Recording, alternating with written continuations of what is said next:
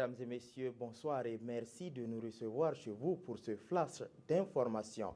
On se rend directement à Kosiam où le premier conseil de ministres de 2017 a approuvé la création d'un comité national de gestion des crises terroristes. Ce comité aura pour mission de répondre efficacement à tout acte terroriste qui surviendrait sur le sol burkinabé. Le Conseil des ministres de ce jour a également agréé un plan national pour l'élimination des mutilations génitales féminines. Tahirou Barry est en Côte d'Ivoire depuis ce 4 janvier. Le ministre de la Culture y séjourne pour animer une conférence sur le FESPACO qui devrait se tenir du 25 février au 4 mars 2017.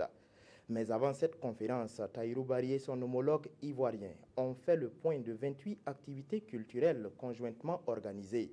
Des activités qui s'inscrivent dans le cadre de l'accord de coopération qui existe entre le Burkina et la Côte d'Ivoire depuis 2009. La deuxième session du comité de pilotage de la mise en valeur de la plaine de Niofila a permis de peaufiner les grands axes du projet. Il s'agit de réhabiliter 410 hectares de terres déjà aménagées et d'aménager 1000 nouveaux hectares. Pour la réalisation de cette vision, 26 milliards 411 millions de francs CFA devraient être mobilisés.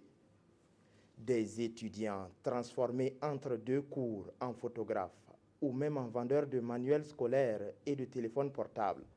Ils étaient quelques dizaines au début des années 2000, mais à présent, ils sont des centaines à concilier petit commerce et études. Des initiatives qui permettent à beaucoup d'étudiants des universités publiques de gagner quelques sous pour subvenir à leurs besoins.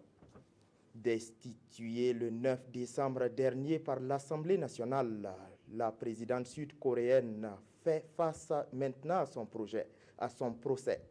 Du plaidoyer de l'avocat de l'Assemblée nationale, il est reproché à la présidente destituée d'avoir commis une infraction grave à la Constitution. Elle est aussi soupçonnée de complicité dans une affaire de corruption. Pour les avocats de la présidente sud-coréenne, aucune preuve tangible ne justifie la destitution de leur cliente. C'est tout pour ce flash d'information. Merci pour votre attention. L'information continue sur la RTB et tout à l'heure à 19h, Christine Koulibaly vous retrouve pour d'autres informations.